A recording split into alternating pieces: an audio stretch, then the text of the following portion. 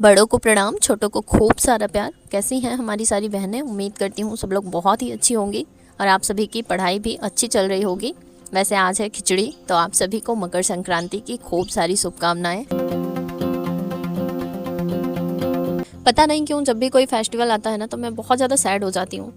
इसके पीछे मुझे रीज़न एक ही समझ में आता है। पहले भी मुझे ये सारी चीज़ें फ़ील होती थी, पर मैं कभी समझ नहीं पाती थी। मुझे ऐसा लगता था ना, जब मेरी शादी नहीं हुई थी, कि जब मेरी शादी हो जाएगी शायद मुझे फैमिली की कमी है, इसलिए मैं ऐसा फ़ील करती हूँ। क्योंकि कोई भी फेस्टिवल ना, मुझे कहने को तो एक नंबर ही है 8 साल, बहुत छोटा नंबर है, पर मैंने 8 साल तक जो लाइफ जी है ना, वो लाइफ उसके बाद आज 20 साल बीत चुके हैं, मैं वो लाइफ कभी जी ही नहीं पाई। और ये जो माँ बाप वाला खालीपन है ना, ये शायद मैं मर जाऊँगी कभी हील ही नहीं होगा, कभी ये खालीपन ना भरेगा नहीं मेरे जीवन में। त्योहारों का ना जैसे कुछ मतलब ही मुझे नहीं समझ में आता है, पता नहीं क्यों। कुछ भी, मैंने एक बार पहले भी आप लोगों के साथ शेयर किया था ना, जब भी कोई ऐसा खुशी वाला मोमेंट होता है ना, पता नहीं क्यों मैं रोने लग जाती हूँ। मुझे अंदर से पता नहीं कैसा तो फील होने लगता है, जैसे अजीब ही महसूस होता है मुझे। मैं बिल्कुल जैसे, ऐसा नहीं है खुश नहीं होती हूँ, खुश होती हूँ, पर मुझे ऐसा लगता है ना मेरी लाइफ में ऐसा क्या होगा जिससे मुझे खूब सारी खुशी मिलेगी। और मुझे ना पता है अभी कुछ नहीं चाहिए लाइफ में, मुझे बस अपना एक छोटा सा घर चाहिए, मैं कहीं सक्सेस हो जाऊँ, मेरे हस्बैंड, मैं, मेरी बेटी, मेरा और भी जो भी परिवार है सब लोग साथ रहने लगे, बस मुझे यही चाहिए, इसी में मैं संतुष्ट हूँ। बाकी ऐसा कुछ भी नहीं है मेरे जीवन में, जो मुझे मिल जाएगा ना तो मैं बहुत ज़्यादा खुश हो जाऊँगी। मम्मी पापा जब से छोड़कर चले गए, मुझे ऐसा लगता है ना कि शायद कभी खुलकर रोना ही नहीं हो पाया, और ये चीज़ें अंदर ही अंदर जैसे घुटन जैसी हो गई हैं। पहले ऐसा लगता था ना कि मैं वहाँ जैसे नानी नाना के घर पर रहती थी, अब तो कोई नाम ही नहीं लेता है मम्मी पापा का। घर पर मैं जाती हूँ पापा के घर पर तो चलो कभी बातें हो भी जाती हैं, पर नानी नाना के घर पर कोई याद ही नहीं करता अब। और ऐसा नहीं है बच्चे अपने माँ बाप को भूल जाएंगे, तो ये जैसे कहीं मुझे लगता है ना कि हमारे सीने में दबा रह गया और ये निकल ही नहीं पाया। पता नहीं क्या है, मुझे कुछ समझ में नहीं आ पाता। फिलहाल मैं क्या ही बोलूँ, जो भी है बस यही है। यही लगता है ना कि सारवी को जब दुनिया में ले आई हूँ तो सारवी को एक बहुत अच्छी लाइफ दूँ मैं, बस उसी के लिए हम लोग मेहनत कर रहे हैं। आज नहीं तो कल सक्सेस हो भी जाएंगे। खैर छोड़ते हैं इन सब बातों को, मेरे अंदर था तो मैंने सोचा आप लोगों के साथ शेयर कर लेती हूँ, क्योंकि ये सब बातें ना कभी किसी से शेयर ही नहीं कर पाती हूँ मैं, और यही सारी चीज़ें ना जैसे मुझे लगता है कभी खुशी नहीं होने देती हैं। खैर छोड़ते हैं इन सब बातों को, आज है खिचड़ी वाला दिन, और कल रात में मैंने कुछ वीडियो शूट किए थे पर गलती से वो सारे मुझसे डिलीट हो गए। कल 9:30 बजे रात में मैं खाली हो गई थी, उसके बाद फिर सारवी को सुलाते सुलाते मुझे 10:15 बज गए, और उसके बाद फिर मैं बैठ गई थी पढ़ाई करने के लिए। अक्सर क्या होता है ना कि थोड़ा बहुत पढ़ाई मैं करती हूँ सारवी के बगल में बैठकर, तो कल मैं पैर के साइड बैठकर पढ़ाई कर रही थी। कल मैं पूरा 1:30 बजे तक जगी। बहुत सारी चीज़ें जो मुझे नहीं समझ में आ रही थी, जो भी टॉपिक, उन सब चीज़ों को मैंने क्लियर किया। उसके बाद फिर मैं 1:30 बजे सोई, और आज सुबह मैं काफ़ी ज़्यादा लेट उठी, 7:30 से ज़्यादा हो गया था। और फिर सुबह के सारे काम ख़त्म कर लेने के बाद, चाय पानी करने के बाद, आज मैं थोड़ा अपना बिस्तर सही कर रही थी, क्योंकि काफ़ी टाइम से मैंने चादर भी नहीं चेंज किया था। मुझे ऐसा लगता है 10-12 दिन हो गए। मोस्टली क्या होता है, मैं 2 से 3 दिन में चादर चेंज कर लेती थी। फिर अभी ठंड भी काफ़ी ज़्यादा हो गई है, और पहले क्या होता था, सारवी को हमेशा डायपर नहीं पहनाती थी और तेल वगैरह भी मालिश कर देती थी, तो गंदा ज़्यादा हो जाता था। पर पीछे 10-12 दिन से उनकी मालिश भी नहीं कर रही हूँ, और डायपर भी हमेशा ही पहन रही हैं, तो फिर बहुत ज़्यादा गंदा नहीं हुआ था, इसलिए चेंज भी नहीं किया। पर आज मुझे ऐसा लगा चेंज कर देना चाहिए, तो मैंने आज हटा दिया। कल रात को सारवी ने अपने जैकेट पर उल्टी कर दी थी, और काफ़ी सारा कपड़ा गंदा हो गया था। स्वेटर वगैरह भी सारवी का गंदा था। मैंने भी अपने सारे कपड़े कलेक्ट करके रखे थे। आजकल टाइम जैसे पता ही है आप लोगों को कि मैं बहुत ज़्यादा बचाने की कोशिश करती हूँ, तो मैं आज कपड़े धुलने पर लग गई, और मम्मी ने खिचड़ी भी बना दिया था, तो बीच में फिर नहाने के बाद मैंने खा लिया था।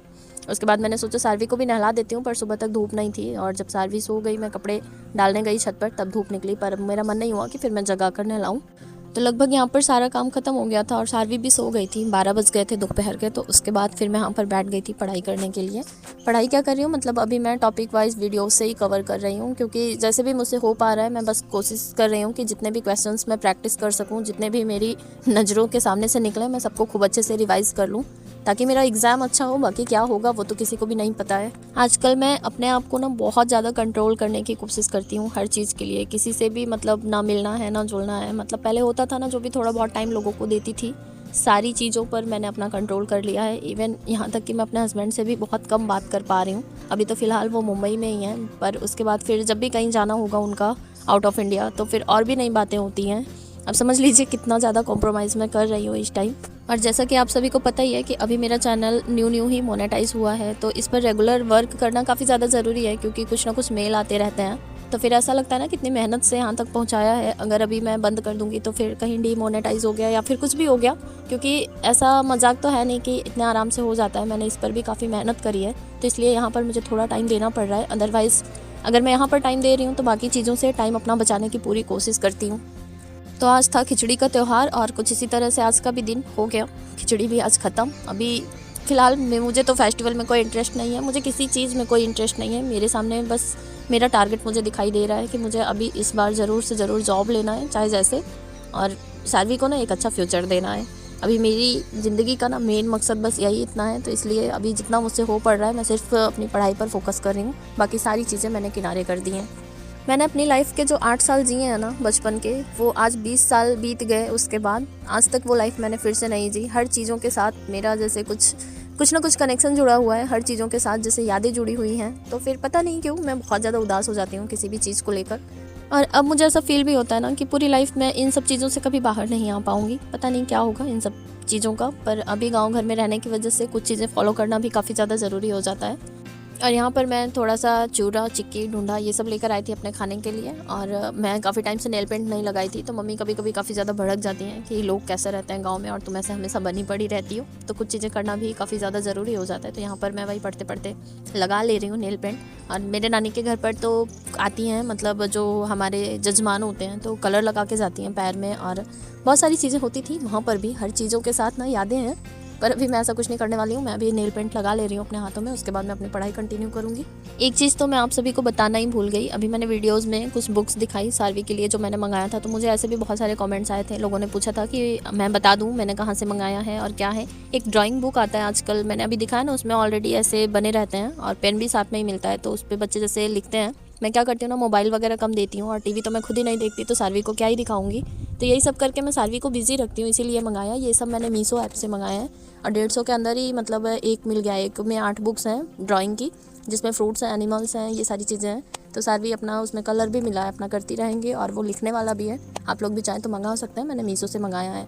और जो लिखने वाली बुक्स हैं वो भी 4 आई हैं, उसमें 10 रिफ़िल भी है, तो वो भी बहुत अच्छा है, आप लोग देख लीजिएगा। बाकी आज के वीडियो ब्लॉग को मैं यहीं पर समाप्त करती हूँ। कल फिर मिलती हूँ एक नए वीडियो के साथ, कुछ नई बातों के साथ। तब तक के लिए अपना खूब ख्याल रखिए और हमारे साथ बने रहिए।